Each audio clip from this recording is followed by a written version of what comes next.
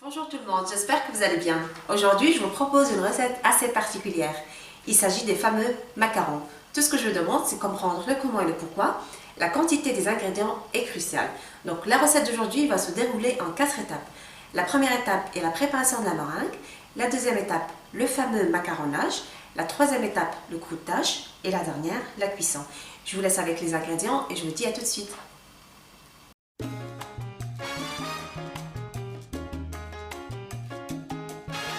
Alors, je commence la préparation de la meringue. Prenez plus précisément 140 g de blanc d'œuf, l'équivalent de 4 grands œufs ou 5 petits œufs. La seule condition importante, les blancs doivent être à température ambiante. Prenez 180 g de sucre en poudre et mettez-en la moitié dans 2 ramequins. Commencez à faire monter vos blancs au robot. Première astuce à retenir, vous le faites à faible vitesse pendant la montée des blancs. Il y a 3 timings cruciaux qu'il faut observer. Le premier timing, les blancs commencent à faire une mousse et le fouet commence à peine à tracer des sillons. Il faut se dépêcher et verser votre premier ramequin de sucre. Timing numéro 2, les blancs forment un bec d'oiseau et là, on verse le deuxième ramequin de sucre et on monte un peu la vitesse.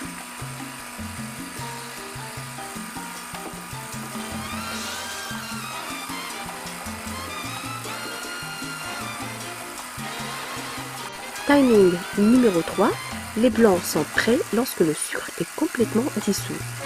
Si vous obtenez quelque chose de crémeux, vous avez toutes les chances pour que vos macarons soient une vraie réussite. Ici, j'ai 160 g de poudre d'amande, 160 g de sucre glace, ce qui donne 320 g exact. On pèse, on les tamise ensemble. Veuillez pour ce que vous obteniez 320 g exact de votre mélange poudre d'amande et sucre glace.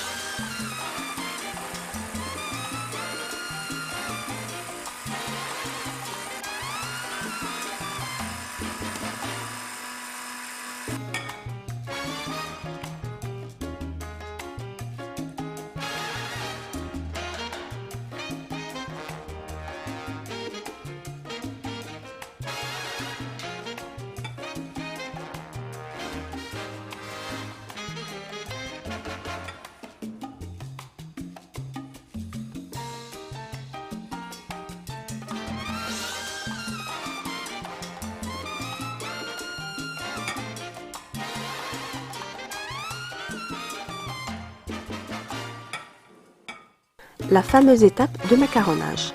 Première astuce, on jette notre mélange amande-sucre et non pas l'inverse. Deuxième étape, on va remuer notre mélange pour avoir une pâte homogène. D'abord, je gratte les côtés, je change le geste et j'aplatis à l'aide d'une spatule. Il faut garder l'idée de liquéfier votre préparation.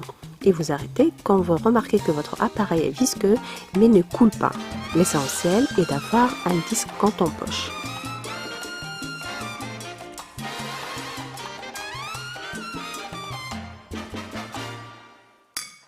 La troisième étape est le croûtage. On poche nos macarons sur une plaque de cuisson et on laisse croûter une demi-heure, 1 heure selon la température de votre pièce.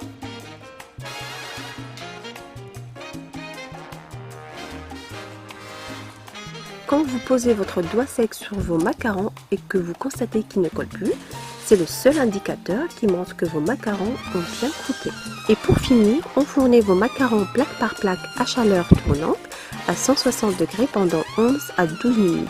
Et n'hésitez pas à observer la cuisson à l'œil.